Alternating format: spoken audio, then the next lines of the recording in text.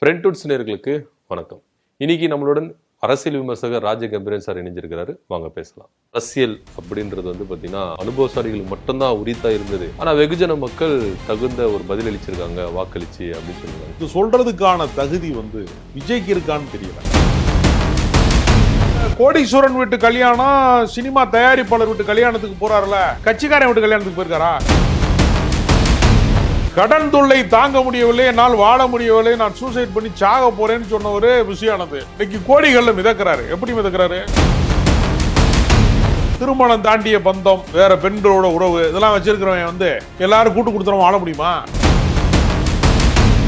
ஒரு கலைஞரோடு நெருக்கமாக பழகியவர், தீவிர அரசியல் களத்துல எல்லாம் அவர் இருந்திருக்கிறாரு. அவருக்கு அனுபவம் அதிகமா, புஷியானதுக்கு அதிகமா. 85% தமிழ்நாட்டில் வாக்கு பதிவாயிருக்கு. அது எங்களால தான். மேற்கு வங்காளத்திலையும் இதே மாதிரி 80% மேல வாக்கு பதிவாயிருக்கு. அங்கே என்ன விஜயா இருக்காரு? பிறப்போக்கும் எல்லா உயிருக்கும்ங்கிறாரு. பிறப்பினால உள்ள ஏற்றத்தாழ்வுகளை, அதுல உள்ள பிரச்சனைகள் குறித்து அவர் பேசி இருக்கிறாரா? ஆணவ படுகொலைக்கு எதிராக அவர் அறிக்கை விட்டுக்காரா? சிறந்த அரசியல் தலைவர் நான் சொல்றதுக்கு உனக்கு என்ன அருகதை இருக்கிறது? தேர்தல் காலத்துல கூட தீவிரமாக செயல்படாதவர் விஜய்னா, இவரெல்லாம் வெற்றி பெற்றார்னா சட்டமன்ற உறுப்பினரா அவர் என்ன செயலாற்றுவாரு? மீண்டும் திமுக ஆட்சி அமைக்கும். 2வது இடத்துல அதிமுக தான் இருக்கும். சார் வணக்கம். சார் வணக்கம். இப்போ தேர்தல் முடிஞ்சிருச்சு. தேர்தல் திருவிழா அப்படின்ற ஒரு சூட்டு அனல் பறக்க இருந்தது. இப்போ முடிஞ்சிருச்சு. இப்போ தேர்தல் முடிஞ்ச கையோட விஜய் ஒரு ஸ்டேட்மெண்ட் ஒன்று கொடுத்துருக்கிறார். அரசியல் அப்படின்றது பார்த்தீங்கன்னா அனுபவசாலிகளுக்கு மட்டும்தான் உரித்தா இருந்தது. ஆனா வெகுஜன மக்கள் தகுந்த ஒரு பதில் அளிச்சிருக்காங்க வாக்களிச்சு அப்படின்னு சொல்லியிருக்காங்க. இந்த ஸ்டேட்மெண்ட்டை நீங்க எப்படி பாக்குறீங்க? இது ரொம்ப வேடிக்கையா வினோதமான ஒரு ஸ்டேட்மெண்ட். அதாவது சாமானியர்கள் எல்லாத்தையும் உடைச்சிட்டாங்க, பெரிய ஆட்கள் தான் அரசியல்ல இருக்கணும் அப்படிங்கிறத சாமானியர்கள் உடைச்சிட்டாங்க. இது சொல்றதுக்கான தகுதி விஜய்க்கு இருக்கான்னு தெரியல. ஒரு காலத்துல அண்ணா அரசியல் தொடங்குகிற காலத்துல மிகப்பெரிய பண்ணையார்களும், ஜமீன்தார்களும், நிலக்கலார்களும், கோடீஸ்வரர்களும், தொழிலதிபர்களும் அரசியல்ல இருந்தாங்க. நீங்க காங்கிரஸ் கட்சியில கடந்த காலங்களில் மாவட்ட தலைவர்களாக இருந்தவங்கலாம் நீங்க பார்த்தீங்கன்னா பெரிய பெரிய ஆட்கள் தான் இருந்தாங்க, சாமானியர்கள் கிடையாது. நீங்க முடிவெற்ற கடையிலையும் டீ கடையிலையும் அரசியல் பேச வைத்த இயக்கம் திராவிட இயக்கம். இப்ப சாமானியர்களை அரசியல் படுத்திய இயக்கம் திராவிட இயக்கம். முதல்ல விஜய் ஒரு சாமானியனா? கிடையாது. ஏழை எளியவரா? இல்ல. எல்லாரும் பயணிக்கிற விமானத்துல பயணிக்கிறவரா? அவருக்குன்னு தனி விமானத்துல பயணிக்கிறார். அப்ப நீ சராசரி மக்களினுடைய வாழ்க்கையினுடைய சுக துக்கங்களை அவர் அறிந்தவரா? அவர் சமீபத்துல ஒரு திருமண விழாவுக்கு திரிஷா கூட வந்தாரு, சர்ச்சையாச்சுல. ஆமா. அப்ப கோடீஸ்வரன் வீட்டு கல்யாணம், சினிமா தயாரிப்பாளர் வீட்டு கல்யாணத்துக்கு போறாருல, கட்சிக்காரன் வீட்டு கல்யாணத்துக்கு போயிருக்காரா? இப்ப நீங்க சாமானியனா இருக்கக்கூடியவங்க, எளிய மனிதர்களா இருக்கவங்கள அவங்க வீட்டு திருமண விழாக்களுக்கு ஒரு மாவட்ட செயலாளருக்கு பத்திரிக்கை வைப்பாங்க கட்சியில. கண்டிப்பா மந்திரியா இருப்பாரு. சின்ன கிராமத்துல நடக்கும் திருமணம், வீட்டுல கூட கல்யாணம் நடக்கும். போறாங்களா போலையா? கண்டிப்பா போறாங்க. விஜய் போவாரா? விஜய் ஒரு கட்சியினுடைய கிளை செயலாளரு இல்ல ஒன்றிய செயலாளரு, ஒருத்தர் வீட்டு கல்யாணம், ஏழ்மையான ஒருத்தர், சாமானியமான ஒருத்தர், அவர் வீட்டு கல்யாணத்துக்கு போவாரா? அப்ப சாமானியர்களை அரசியல் படுத்திய இயக்கம்னு உங்க இயக்கத்தை சொல்ல முடியுமா? நீங்க தமிழக வெற்றி கழகம் ரொம்ப ஏழை எளிய பின்தங்கிய மக்களுக்கான ஒரு இயக்கம் அப்படின்னு சொல்ல முடியுமா? சொல்ல முடியாது. இவர் தான் தனி விமானத்துல போறாருன்னு கிடையாது. சிபிஐ விசாரணைக்கு ஆதவர்ச்சனா போனாலும் தனி விமானத்துல தான் போறாரு, கூட சரக்கு பாட்டிலோட. ஆமாங்க. அப்ப இவங்க எல்லாருமே தனி விமானத்துல பயணிக்கக்கூடிய அளவுக்கு ஆயிரக்கணக்கான கோடி ரூபாய் சம்பாத்தியத்தை, சொத்துக்களை வைத்திருக்கக்கூடிய இடத்துல நீங்க இருக்கீங்க. நீங்க இப்ப நீங்க அரசியல் கட்சியில சீட்டு கொடுத்தாங்கல்ல, தாவேகால கட்சியில போஸ்ட் ஓட்டுறவனுக்கு எல்லாம் போஸ்டிங் போடுவேன்னு பஞ்சு டைலாக் பேசினார்ல புஷியானது. போஸ்ட் ஓட்டுனவனுக்காக கொடுத்துருக்க, ஒவ்வொரு ஊர்லயும் பணக்காரனா பார்த்து கொடுத்துருக்க. கடன் தொல்லை தாங்க முடியவில்லை, என்னால் வாழ முடியவில்லை, நான் சூசைட் பண்ணி சாக போறேன்னு சொன்ன ஒரு விஷயமானது இன்னைக்கு கோடிகள்ல மிதக்கிறாரு. எப்படி மிதக்கிறாரு? கட்சி போஸ்டிங் போடுறதுக்கெல்லாம் பணம், எல்லாமே ரேட்டு தான். நீங்க இன்ஜினியரிங் காலேஜ் நடத்துறவன், பிரைவேட்ல மருத்துவக் கல்லூரி நடத்துறவங்களாம் இருக்கான்ல, அவன் எல்லாத்துக்குமே ஃபீஸ் வாங்குவான்ல, அது மாதிரி கட்சியவே அப்படித்தான் நடத்துறாங்க. கார்பரேட் கம்பெனி கோடீஸ்வரர்களுக்கு தான் சீட்டு. யாரு போனாலும் சரி 5 கோடி ரூபா செலவழிக்கக்கூடிய ஆளுக்கு தான் சீட்டு. கட்சிக்கு டெபாசிட் பண்ணுனாரு. இப்படி சாதாரணமானவர்களுக்கு இப்ப விசிகால பன்ருட்டியில அப்துல் ரஹ்மான் ஒருத்தர் போட்டிடுறாரு. கந்தர்வ கோட்டை அந்த பகுதியில் சின்னத்துறைன்னு ஒருத்தர் போட்டிடுறாரு கம்யூனிஸ்ட் கட்சி சார்பா.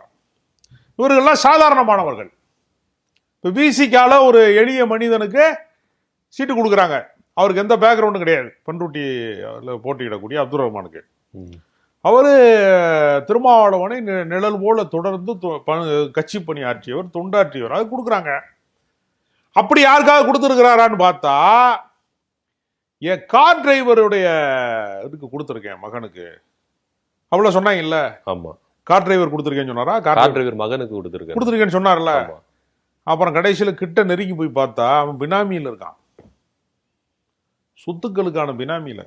நீங்க யோசிச்சு பாருங்க, உலகத்துல ஒரு ஒப்பற்ற தலைவன் தன் மகனுக்கு நான் இத்தனை கோடி கடன் கொடுத்துருக்கேன், பொண்டாட்டிக்கு இவ்வளவு பணம் கடன் கொடுத்துருக்கேன், இது இங்கே கேட்டிருக்கீங்களா? அப்புறம் அதை மறுத்து இருக்காரா சார் எஸ் ஏ சந்திரசேகர் அவர்கள்? எப்படி காசு கொடுத்ததெல்லாம் கடன் அவர் சொல்லவே இல்லையே. டிரான்சாக்ஷன் அதை வந்து வேட்பு மனு தாக்கல்ல பதிவு பண்ணோம், அந்த டிரான்சாக்ஷனை தான் கொடுத்துருக்கேன் அப்படின்னு சொல்லிட்டு லாஸ்ட் மினிட்ல எஸ் ஏ சந்திரசேகர் சொல்லியிருக்காரு. எஸ் ஏ சந்திரசேகருக்கும் விஜய்க்கு என்ன தொடர்புன்னு உலகத்துக்கே தெரியும். சொந்த தகப்பனைய தள்ளி வைத்திருக்கிற இடத்துல அவர் இருக்காரு. அவர் தானா முன் வந்து அவருக்கு ஏற்படக்கூடிய இது மாதிரியான பிரச்சனைகளுக்கு அவர் முட்டு கொடுக்குறாரு. பாவம் வந்து வயதான காலத்துல. அதிலே பலருக்கு டவுட் இருக்கு, தானா முன் வந்தாரா இல்ல நெருக்கடியில சொல்ல வச்சாங்களா அப்படின்னு. மொத்தத்துல கட்சியை வழி நடத்துற இடத்துல எஸ் ஏ சந்திரசேகர் இருக்காரா? இல்ல. ஏன் இல்ல? அவர் கலைஞரோடு நெருக்கமாக பழகியவர், தீவிர அரசியல் களத்துல எல்லாம் அவர் இருந்திருக்கிறாரு. அவருக்கு அனுபவம் அதிகமா, புஷி ஆனந்துக்கு அதிகமா? எஸ் ஏ சந்திரசேகர் தான் அதிகம். எஸ் ஏ சந்திரசேகருக்கு தான் அதிகம்னு உங்களுக்கு தெரியுது, ஏன் விஜய்க்கு தெரியல? அது ஒரு கேள்வி இருக்குல்ல. கண்டிப்பா. அப்ப நீங்க எப்பவுமே இந்த தனி மனித ஒழுக்கம் இல்லாதவங்க கூட தாய் தகப்பனம் வச்சுக்கிற முடியாது. இப்ப நீங்க சரக்கு அடிக்க போறிய அப்படின்னு வச்சுக்கங்க, அப்பா கூட இருந்தா சரக்கு அடிக்க முடியுமா? முடியாது. முடியாது. எவ்வளவுதான் கேடு கட்டவனா இருந்தாலும் அப்பனை கூட வச்சு அடிக்க மாட்டான். கண்டிப்பா. அது மாதிரிதான் திருமணம் தாண்டிய பந்தம், வேற பெண்களோட உறவு, இதெல்லாம் வச்சிருக்கிறவன் வந்து எல்லாரும் கூட்டு கொடுத்துறவன் வாழ முடியுமா? வாழ முடியாது. இப்ப தனி மனித ஒழுக்கம் இல்ல, பொது ஒழுக்கம் இல்ல, எப்படி டிசிப்ளினா நடந்துக்கிறனுங்கிற ஒழுங்குமுறை இல்ல, கட்சி எப்படி வழி நடத்தணுங்கிறது இல்ல, வழிகாட்டியா நீயும் இல்ல. கேட்டா தமிழ்நாடே எங்களுக்கு தவம் கிடக்கு, நாங்க எங்களை பார்த்து தமிழ்நாடே பயப்படுது, இந்த கதையவே சொல்லி ஓட்டிட்டாங்க தேர்தல் வரைக்கும். 4ஆம் தேதி அப்பட்டமா தெரிஞ்சிடும். ஆனா தேர்தலுக்கு பிறகு கூட இப்போ 85% தமிழ்நாட்டுல வாக்கு பதிவாயிருக்கு, அது எங்களால தான் அப்படின்றதையும் அவங்க உரிமை கொள்றாங்க. அதாவதுங்க, மேற்கு வங்காளத்திலையும் இதே மாதிரி 80% மேல வாக்குப்பதிவு ஆயிருக்கு. அதுக்கு அங்க என்ன விஜயா இருக்காரு? இல்ல. அங்க யார் இருக்கா? எஸ்ஐஆரின் மூலமாக பல வாக்காளர்களை நீக்கியது, சேர்த்தது, அதுல குளறுபடி ஆகுது, அதுல குழப்பம் இருக்கு, சரியா இல்ல அப்படிங்கிற பஞ்சாயத்து வந்த உடனே தாங்கள் வாக்காளர்களாக இருக்கிறோமா இல்லையா என்று உறுதி செய்வதற்காக பல பேர் ஆர்வமாக முன்வந்தார்கள். அதை செக் பண்ணாங்க, சரியா இருக்கான்னு சரி பார்த்தார்கள். அதுல கொஞ்சம் பேர் ஓட்டு போடுறாங்க. புதிதாக வந்து உங்களுக்கு வந்து ஒரு 25 லட்சம் 35 லட்சம் வரைக்கும் வாக்கு, அது எல்லா முறையுமே புதிய வாக்காளர் வரதானே செய்வான். 18 வயசு ஆயிடுச்சுன்னா அவனுக்கு ஓட்டு போடுவதற்கான உரிமை வந்துடும். எல்லா காலத்திலையும் புதிய வாக்காளர். இங்கே ஒரு சினிமா தேட்டர் வாசல்ல நின்று எல்லாருமே விஜய் ரசிகர்களான்னு கேட்டால் வர்ற படம் பார்க்க வர்றவங்க எல்லாரும் ஒத்துக்குருவாங்களா? ஒத்துக்க மாட்டாங்க. அப்போ இளைஞர்கள் எல்லாரும் எப்படி விஜய் ஆதரவாளராக இருப்பான்? இளைஞர்களில் விசிகாரன் இருக்க மாட்டானா, கம்யூனிஸ்டுக்காரன் இருக்க மாட்டானா, காங்கிரஸ் குடும்பத்திலேருந்து வர்றவன் இருக்க மாட்டானா, திமுக இளைஞர் அணி சார்ந்தவர்கள் யாருமே இருக்க மாட்டாங்களா? ஏன் அதிமுக இளைஞர்கள் இருக்க மாட்டாங்களா? அப்பா கட்சிக்காரர் இருந்தா மகன் இருப்பான்ல, ஆதரவாளர்கள் இருப்பாங்கல்லங்க. எங்க குடும்பம் ஏடிஎம்கே குடும்பம் அப்படின்னு சொல்றவன் அந்த கட்சிக்கு தானே வாக்களிப்பான், இரட்டாளிக்கு தானே வாக்களிப்பான். அவன் எப்படி விசிலுக்கு வாக்களிப்பான்? எல்லா இளைஞர்களுமே விஜய் ஆதரவாளர்களா? இல்ல. அப்படி ஒரு மாயமான கற்பிதத்தை ஒரு கட்டமைப்பு உருவாக்குவதற்கு முயற்சி செஞ்சுட்டே இருக்கிறாங்க. சரி, இப்ப நீங்க பேசும்போது சொன்னீங்க திராவிட இயக்கம், அது திமுக வந்து டீ கடையில் இருக்கிறவங்களே அரசியல் பேச வச்ச இயக்கம் அப்படின்னு சொன்னீங்க. ஆனா இப்ப விஜய் அந்த ஸ்டேட்மெண்ட்ல சொல்றாரு, இன்னைக்கு இளைஞர்கள் பாதி பேர் வந்து அரசியல் பேசுறாங்கன்னா அதுக்கு முக்கிய காரணம் நாங்க தான். விஜயே அரசியல் பேசலையேங்க. விஜய் கூட இருக்கிறவங்க அரசியல் பேசுறது அப்பா இருக்கட்டும். விஜய் என்ன அரசியல் பேசியிருக்காரு? எனக்கு தெரிஞ்சு இது வரைக்கும் ஸ்டாலின் அவர்களை பார்த்து சவால் விடுவது என்பது தனி மனித சம்பந்தப்பட்டது. கொள்கை ரீதியாக என்ன விமர்சனம் வச்சிருக்காரு? பிறப்புக்கும் எல்லா உயிருக்கும் போற இடத்துல எல்லாம் சொல்லி, அது திருவள்ளுவர் சொன்னதுங்க. நீ என்ன சொல்ற?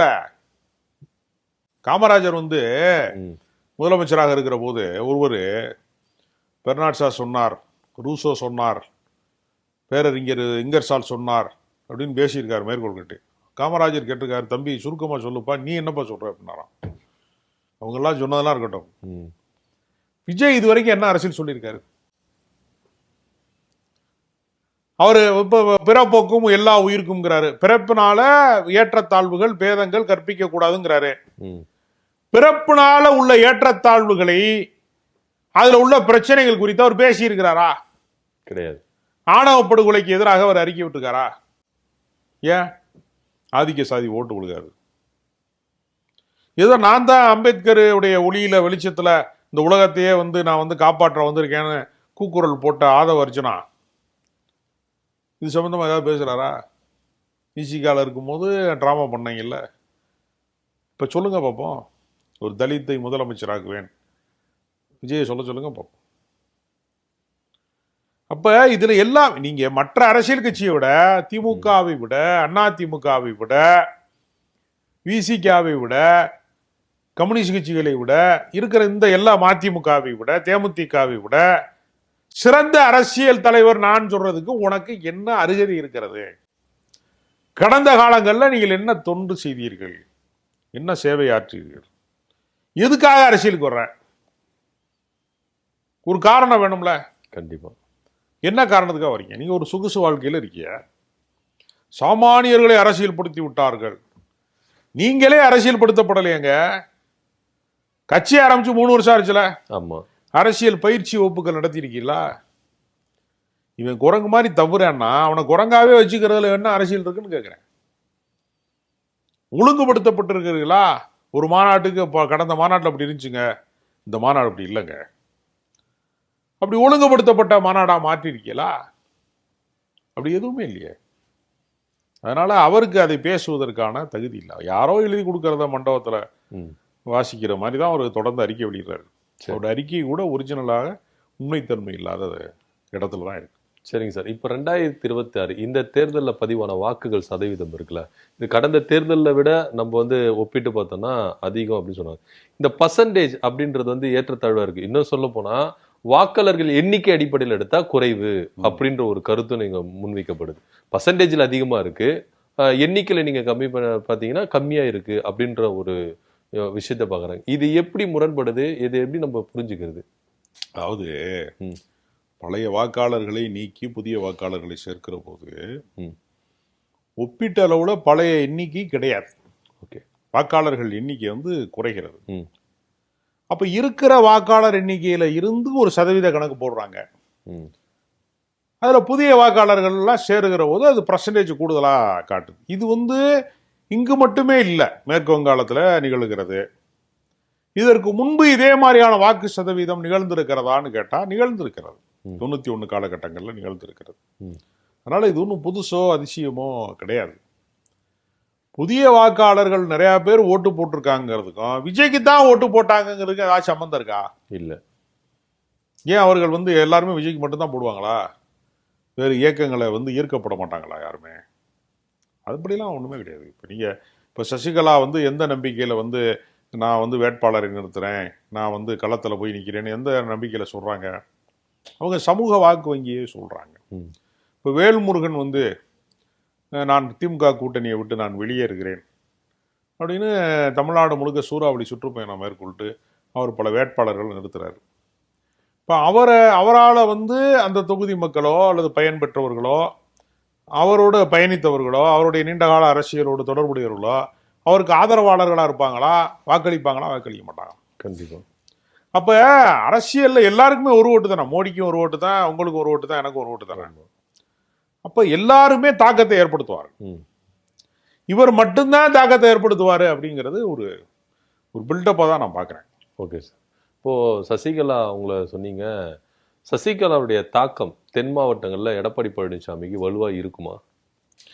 எடப்பாடியை வீழ்த்த வேண்டும் என்பதுதான் சசிகலாவுக்கு தனக்கு உண்மையாக இல்லை, நன்றி உணர்ச்சியோடு இல்லை. ஜெயலலிதா அவர்கள் சிறைக்கு போகிற போது ஓ பன்னீர்செல்வத்தை முதலமைச்சராக நாற்காலியிலே அமர்த்தி விட்டு போனார். ஜெயலலிதா திரும்பி வருகிற போது அந்த பதவியை திருப்பி கொடுத்தாரு. எடப்பாடியை பதவியிலே அமர்த்தி விட்டு சசிகலா போனார், திரும்பி வந்த போது கொடுக்கல. அப்ப நம்பிக்கை துரோகத்திலே முதன்மை வைக்கிறாருங்கிற விஷயத்தையும், தனக்கு என்னெல்லாம் ஒரு அநீதி இழைத்தார் என்பதையும் அவர் மக்கள் மன்றத்தில் சொல்ற போது, அதிமுகவினுடைய வாக்கு வங்கி என்பது நிச்சயமாக எடப்பாடி தலைமையில் இருக்கக்கூடிய இரட்டை இலைக்கு போகாது. விஜய் அவர்கள் அப்ப வாக்குகளை பிரிக்கக்கூடிய சக்தியாக அவர் தென் மாவட்டங்களில் ஒரு பாதிப்பை நிகழ்த்துவார். ஓபிஎஸ் திமுகவுக்கு போனது மூலமாக அவர் அதிமுகவுக்கு போக வேண்டிய வாக்கு வங்கி அவர் தன் பக்கம் ஈர்ப்பார். ஓகே. அப்ப சிதறடிக்கப்பட்ட வாக்கு வங்கி அப்படிங்கிற ஒண்ணு இருக்கும் பட்சத்துல அது திமுகவுக்கு தான் சாதகமாக இருக்குமே தவிர அதிமுகவுக்கு சாதகமா இருக்காது. இது எடப்பாடி பழனிசாமி சீட்டு நீங்க கம்மி பண்றதான வாய்ப்புகள் இருக்கு தென் மாவட்டம்? நிச்சயமாக என்னன்னா, இப்ப ஒரு 65 சீட்டு எதிர்கட்சி தலைவராக இது வரைக்கும் இருந்தார். ஆமா. இந்த முறை அப்படி அவ்வளவு பெரிய தொகுதிகளே அவர் பெற முடியாது. ஓகே. அவர் ஒரு 40 தொகுதிகள் 41 தொகுதிகளுக்கு தான் வாய்ப்பு இருக்கு. ஒரு 20 தொகுதி அடி வாங்கும், 25 தொகுதி வரைக்கும் அடி வாங்கும். கடந்த முறை வெற்றி பெற்றவர்கள் பல பேர் வெற்றி பெற மாட்டார்கள். அதனால எடப்பாடிக்கு பெரிய பின்னடைவை தரும்.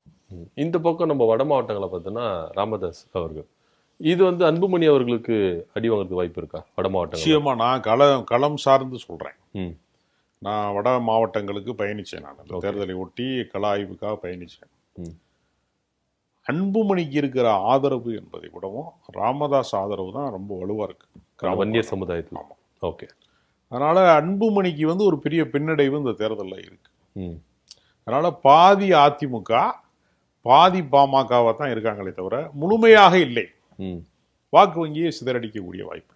சரி. நிச்சயமா பாமக பழைய வலிமையோடலாம் திகழ்வதற்கான சாத்தியக்கூறுகளே இல்லை. ஓகே. இப்போ நம்ம அடுத்தடுத்து பார்த்தோம்னா எஸ்பி வேலுமணி வரும்ல, இப்போ ஒரு வழக்கு ஒன்று தொடர்ந்து இருக்காங்க. அதாவது உயர்நீதிமன்றம் ஒரு ஆணையிட்டிருக்காங்க வருமான வரித்துறைக்கு 4 வாரத்துக்குள்ள எங்களுக்கு பதில் என்பது தாக்கத்துங்க. ஏன்னா சொத்து மதிப்பு அவர் மறைச்சிருக்கிறாரு அப்படின்னு சொல்லிட்டு ஒருத்தர் வழக்கு தொடர்ந்துருக்காரு. அதுல உயர்நீதிமன்றம் இப்படிப்பட்ட ஆணை இருக்கு. இது எப்படி நம்ம பாக்குறது? சொத்தை கணக்கு காட்டியதிலேயே மறைத்தது அப்படிங்கிற வரிசையில இவரும் இருக்காரு எஸ்பி வேலுமணி. 150 கோடியை மறைச்சாருன்னு விஜய் மேலேயும் அந்த பிரச்சனை. ஆமா. இப்ப பெரும்பாலான ஆட்களுக்கு இந்த பிரச்சனை இருக்கிறது. முறைப்படுத்தி எல்லாத்தையுமே ஒழுங்குபடுத்தி ஏன் அவங்களால வைக்க முடியலன்னா அது முறையாக வந்த பணம் கிடையாது, முறையேட்டில் வந்த பணம். அதனால அது கணக்கு காட்ட முடியாது. எவ்வளவுதான் ஆடிட்டர் வச்சு ஆளு வச்சுலாம் அவங்க கணக்கு வழக்கை காட்டினாலும் அதை மீறி அவங்ககிட்ட சில பணங்கள் எக்ஸஸ் மணியா நிற்கும். சில சொத்துக்கள் கணக்கில் காட்ட முடியாத ஒரு இடத்துல நிற்கும். இதெல்லாம் பாஜக தன்னுடைய பிடிமானமா மாற்றிக்கும். எஸ்பி வேலுமணிக்கு ஒரு சிக்கல் இருக்கு அப்படின்னா, நாளைக்கு அவரை தாங்கள் விரும்புகிற திசையில செலுத்துறதுக்கு ரிமோட் கண்ட்ரோலாக பாஜக கையில் இருக்கும். அதற்காகவே தான் இதெல்லாம் செய்யப்படுதாங்கிற ஒரு சந்தேகமும் நமக்கு இருக்கு. ஓகே. இப்போ அடுத்தபடியா சீமான் அவர்கள், அவருடைய வீடியோ இப்போ ரொம்ப வைரலா பண்ணிட்டு இருக்கு. ஓட்டு செலுத்த போகும்போது அந்த வீடியோலாம் எடுத்து ரொம்ப வைரலா பண்ணிட்டு இருக்கு. இதை பத்தி உங்களோட கருத்து என்ன சார்? நியாயமாக வாக்குச்சாவடிகளில் மொபைலை தவிர்க்க முடியாமல் எடுத்து சென்றால் கூட அதை எதையும் பதிவு செய்யக்கூடாதுங்கிறதா முறை. ஒரு தலைவராக ஒரு கட்சியில இருக்கிறாரு, அவர் மற்றவர்களுக்கு முன்மாதிரியா இருக்கணும், வழிகேட்டுக்கு அவரே ஒரு முன்னுதாரணமா இருக்கக்கூடாது. இது மாதிரி வாக்குச்சாவடிகளை போய் அவர் யாருக்கு வாக்களிக்கிறாருங்கிறதெல்லாம் படப்பதிவு செய்யறாங்க அப்படின்னா இது ஒரு அத்துமீறல் தான். அது ஓகே. இதுக்கு ஏற்கனவே தேர்தல் ஆணையம் அபராதத்தோட கூடிய தண்டனை 2 ஆண்டு வரைக்கும் சிறை தண்டனை விதிக்கலாம்னு சொல்லக்கூடிய அளவுக்கு இது குற்றம்னு அறிவிச்சிருக்காங்க. ஓகே. இது ஆர்வ கோளாறா யாரோ அறியாதவர்கள் செய்வதற்கும் ஒரு கட்சிக்கு தலைவராக இருக்கிறவர் செய்வதற்கும் பெரிய வேறுபாடு இருக்கு. இது ஒரு தவறான முன்னுதாரணம். சீமான் செய்தது நல்ல விஷயம் கிடையாது. ஓகே, இப்போ நம்ம 234 தொகுதியில எடுத்துட்டோம்னா 2 தொகுதி தான் ரொம்ப உன்னிப்பா கவனிக்க வேண்டிய ஒரு விஷயமா இருக்குது அப்படின்னு கூட எடுத்துக்கலாம். பெரம்பூர் தொகுதி, திருச்சி கிழக்கு தொகுதி. கடந்த தேர்தல்ல 3000 வாக்குகள் விட அதிகமா இந்த தேர்தல்ல பெரம்பூர் தொகுதியில வந்திருக்கு. திருச்சி கிழக்குல 8000 வாக்குகள் அதிகமா வந்திருக்கு அப்படின்ற சென்செக்ஸை நம்ம பார்க்குறோம். இது விஜய்க்கு சாதகமா இருக்குமா, பாதகமா இருக்குமா? இந்த 2 தொகுதி. விஜயை பொறுத்த வரையில வேட்புமனு தாக்கல் செய்வதற்கு போனாரு. ம். நீங்க பெரிய அளவுல வந்து தொகுதி சுற்றுப்பயணம் மேற்கொண்டாரா? இல்ல. தன்னுடைய கட்சி வேட்பாளர்களுக்கான சுற்றுப்பயணத்தையும் முழுமையா செய்யல. ம். தன்னுடைய தொகுதியையும் முழுமையா சுத்தி வரவும் இல்லை. ஒரு நாள் தேர்தல் ஆணையத்தில் அனுமதி வாங்கிட்டு மறுநாள் போகாம இருந்ததை நம்ம பார்த்தோம். ம். பல இடங்கள்ல குழப்பம் அவரே விளைவிக்கிறார். விளைவிச்சுட்டு இதுக்கு திமுக காரணம் அப்படின்லாம் குற்றச்சாட்டு சொல்றாங்க. விஜய் அளவுக்கு வந்து ஒரு சோம்பேறி யாருமே கிடையாது. தேர்தல் காலத்துல கூட தீவிரமாக செயல்படாதவர் விஜய்னா, இவரெல்லாம் வெற்றி பெற்றார்னா சட்டமன்ற உறுப்பினரா அவர் என்ன செயலாற்றுவாரு? மக்கள் அவரை சந்திக்க முடியுமா அப்படிங்கிற கேள்வியை கேட்டா மாசத்துல ஒரு நாள் பார்க்கலாங்கிறார். எந்த நிறுவனத்திலேயாவது மாசம் ஒரு நாள் நான் வேலைக்கு வரேன் எனக்கு சம்பளம் கொடுக்கணும் கொடுப்பாங்களா? மாதம் ஒரு நாளுங்கிறது அது என்ன விடுமுறை கால கொண்டாட்டம் அது? அதனால விஜயுடைய இது வந்து நம்பகத்தன்மைக்குரியதாக இல்லை. அவர் கள செயல்பாடு செய்து எல்லா மக்களையும் சந்தித்து எல்லா தெருக்களுக்கும் சென்று எல்லா மக்களோடையும் உரையாடினா தான் வெற்றி உறுதி செய்ய முடியும். ஓகே, இது வெறுமனே ஃபேஷன் ஷோ மாதிரி பண்ணிட்டா வாக்காளர்கள் அவ்வளவு எளிதாக வசப்பட்டு விடுவார்கள், அவ்வளவு எளிதாக வந்து வாக்களித்து விடுவார்கள் நம்புறது இருக்குல்ல, அது வந்து மிகப்பெரிய மூட நம்பிக்கையை நான் கருதுறேன். ஓகே சார், இப்போ இந்த தேர்தலுக்கு பிறகு திமுக எத்தனை சீட்டு வாங்கும், அதிமுக தாவேகாக்கு எப்படி உங்களுடைய கருத்து? திமுக நிச்சயமாக வந்து வெற்றி பெற்று ஆட்சி அமைக்கும், அதுல சந்தேகம் கிடையாது. ஓகே, அவர்கள் வந்து 200 சீட்டு எதிர்பார்க்குறாங்க. அதுல ஏதாவது முன்பின் வரிசைகள்ல உண்டு. அதிமுகவை பொறுத்தவரையில கடந்த முறை 65 சீட்டு வரைக்கும் வந்து அவங்க வெற்றி பெற்று வந்து எதிர்கட்சி வரிசையில எடப்பாடி அமர்ந்திருக்கிறார். இந்த முறை அது சற்று சரிந்து ஒரு 40 தொகுதிகளுக்குள்ள வருவதற்கான வாய்ப்பு இருக்கு. வந்தாலும் அவர் தான் எதிர்கட்சி தலைவராக இருப்பார். ஓகே, திமுக வந்து ஒரு 150 தொகுதிகள் வரைக்கும் நிச்சயமாக வெற்றி பெறும். கூடுதல் குறைவுங்கிறது நம்ம சொல்ல முடியாது. மற்ற கூட்டணி கட்சிகளுடைய வெற்றி இதெல்லாம் வந்து ஓரளவுக்கு கணிசமான வெற்றியை பெறுவார்கள். மீண்டும் திமுக ஆட்சி அமைக்கும். 2வது இடத்துல அதிமுக தான் இருக்கும். ஓட்டுக்களை சிதறடிப்பதுல சில பின்னடைவை உண்டாக்குவதில் சில இடங்கள்ல அதிமுகவை வந்து 2வது இடத்துல இருந்து நகர்த்தி 3வது இடத்துக்கு அப்படி மாதிரியான அழிவு சக்தியாக தாவேகா நிச்சயமா இருக்கும். ஓகே, அதை தாண்டி அதிகார மையமாக மாறுவது அதை நோக்கிலாம் வந்து அவங்களால நகர முடியாது. வெற்றிக்கு மிக அருகில் போவது என்பது வேறு, வெற்றி பெறுவது என்பது வேறு. வெற்றிக்கு மிக அருகில வந்து போவதற்கான வாய்ப்பு தான் விஜய்க்கு இருக்கே தவிர முழுமையான வெற்றியை கைப்பற்றக்கூடிய வாய்ப்பு நிச்சயமா இல்லை. ஓகே சார், ரொம்ப நன்றி சார். நான் கேட்ட கேள்வி